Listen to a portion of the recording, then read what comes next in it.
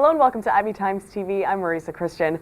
Apple made several new announcements at its big iPad event this week, and IBTimes tech editor Dave Smith is here to tell us all about it. Dave, what do we know about the 5th generation iPad, the iPad Air?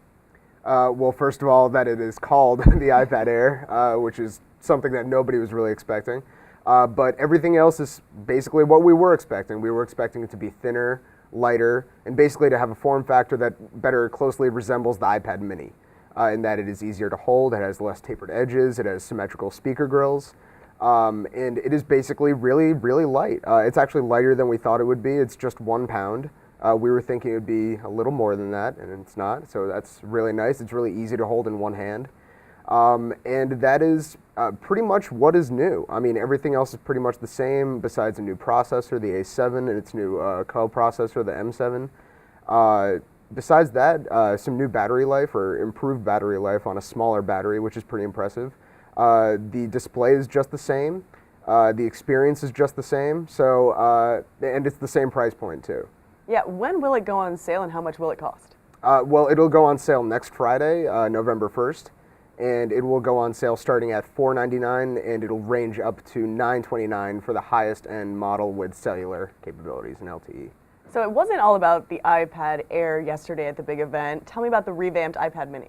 Well, the iPad mini looks exactly like the one that came out last year. Same form factor, nothing's changed there, but it's actually a little heavier. And the reason that is because it has some new processors and equipment to power the new Retina display, which is the one thing that most consumers believed was really missing from last year's iPad mini.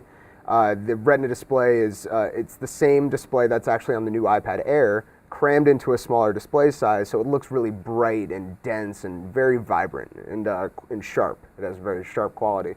That seems to be the biggest change from the iPad mini first generation to this year's iPad mini. Besides that, again, a new A7 processor to power everything. And everything else is really the same, faster Wi-Fi and more LTE bands. That's the bottom line with the new iPad mini. So Apple loves leaving their little clues on the invites for their upcoming events. What was the hint for this event and how did it tie in? You know, the clue for this event was we still have a lot to cover. And when I heard that, I actually thought, oh, they're going to come out with a new smart cover. Everybody knows they're coming out with new iPads, but what they really would like to have, or what I thought they would like to have, would be a new smart cover to make everything, to bring everything together.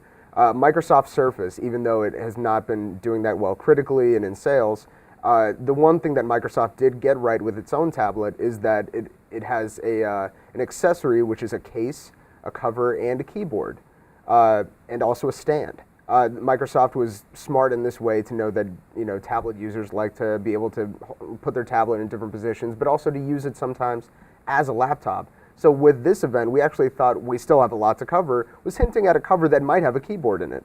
But as it turns out, there is no such keyboard cover. They just had a lot to cover. They just had a lot to cover, quite literally. So they did cover all those things, but no new smarter cover for iPad. So Apple announced the newest version of its Mac operating system, OS X Mavericks, and it's going to be free. Is this a change for Apple? Why is it free?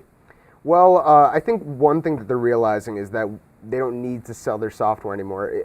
For a long time, their software used to be pretty expensive to buy the new operating system, but when they realized that adoption rates are important to them because new software means they can get all the new apps, and signing up people up for these new services is really better for their business in general. Each year they had made the new operating system more and more accessible.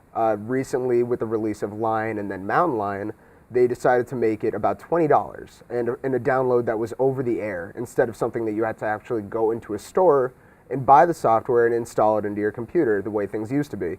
But starting with iOS, which was always free, they realized the success with that operating system for the iPhone and iPad, and they've wanted to bring that over to the Mac for a long time now, and this is just the first year that they've gotten to do that. So it'll be a free download for all Mac users, which is really nice for them because they get to enjoy some of the new benefits of the operating system.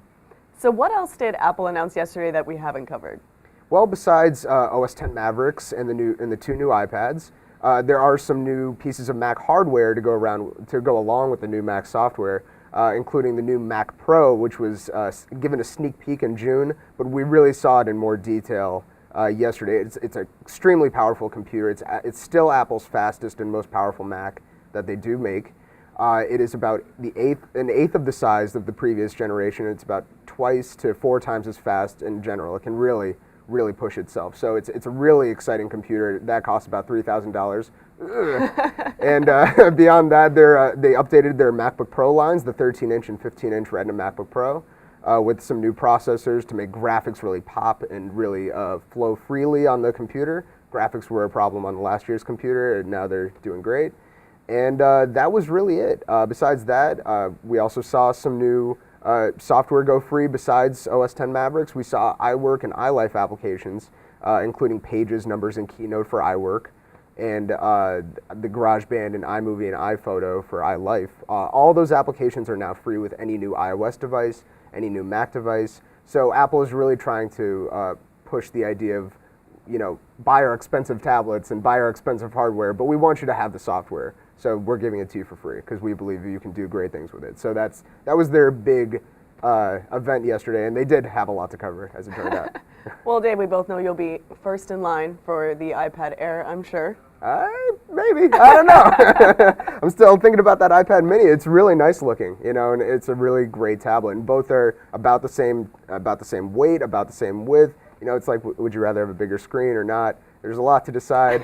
But yeah, I'll probably be in line for one thing or the other. Yeah. All right. Well, Dave, thank you so much for joining us. Always a pleasure.